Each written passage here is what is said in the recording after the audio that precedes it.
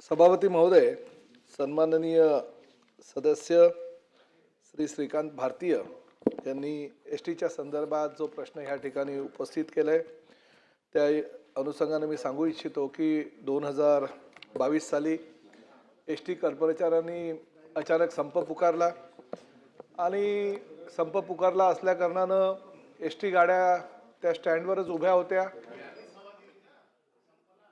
आणि त्यामुळे तातडीची गरज म्हणून दिनांक 1/2022 रोजी निविदा प्रक्रिया राबवून काही कंत्राटी कामगार घेतले गेले ही वस्तुस्थिती आहे।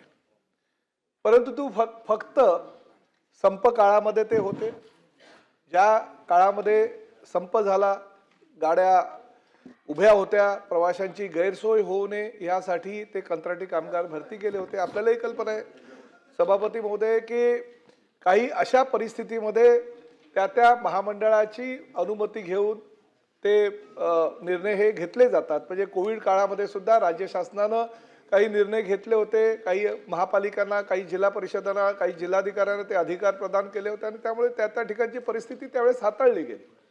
ह्याही परिस्थितीमध्ये आपल्याला कल्पना आहे की तो फार मोठा संप होता आणि सर्वसामान्य प्रवाशांचे हाल होऊ नये म्हणून तो निर्णय घेतला होता। परंतु जसा संप संपला तसे त्या कंत्राटी कामगारांना आपण त्यांचे, कारण तो टेम्पररी होते त्यामुळे त्यांना नंतर आपण नोकरी देऊ शकलो नाही।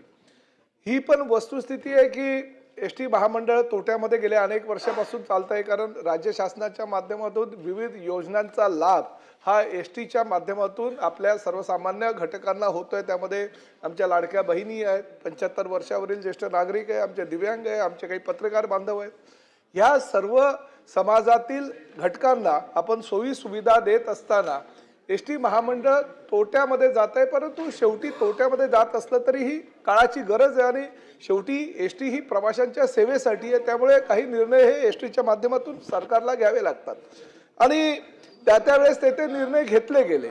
परंतु आत्ताची परिस्थिती जी श्रीकांत भारतीय साहेबांनी विचारलेली आहे की आजही आपल्या ज्या वेळेस 12-12.5 हजार आपल्या बसेस होतात त्यावेळेस तो संप झाला होता। आज आपल्याकडे साधारण 14,000च्या आसपास बसेस आहेत आणि अभिमानानं सांगावंसं वाटतं सभापती महोदय की महायुतीच्या काळामध्ये दर वर्षाला 5,000 बसेस घेण्याचा नवीन आपण उपक्रम केलेला आहे आणि आज 8,000 बसेसची निविदा प्रक्रिया झालेली आहे। 3,000 बसेस आम्ही आता वितरण सगळ्या एसटी स्टँडवर चालू केलेलं आहे आणि त्यावेळेस जे पूर्वीचे आपले कर्मचारी आहेत ते कर्मचारी अपुरे पडत असल्या कारणानं आपण नवीन कंत्राटी पद्धतीनं काही कर्मचारी घेतोय।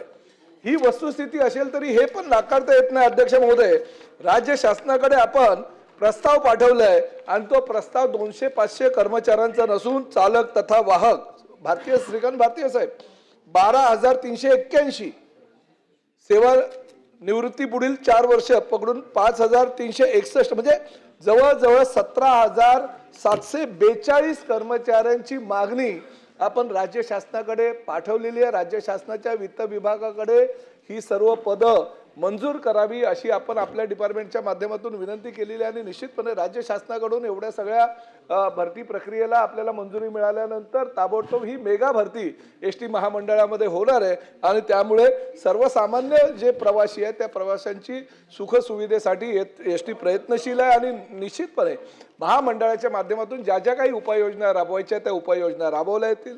परंतु तरी सुद्धा या सभागृहामध्ये मी आपल्या प्रश्नाला जे मी उत्तर दिलं त्यावर जर आपलं समाधान होत नसेल तर निश्चितपणे आपण मला जी विनंती केली त्यानुसार माझ्या दलामध्ये बैठक लावून अजूनही काही आपल्याला प्रश्न किंवा उपप्रश्न असतील तर त्याची उत्तरे दिली जातील। अनिल परब।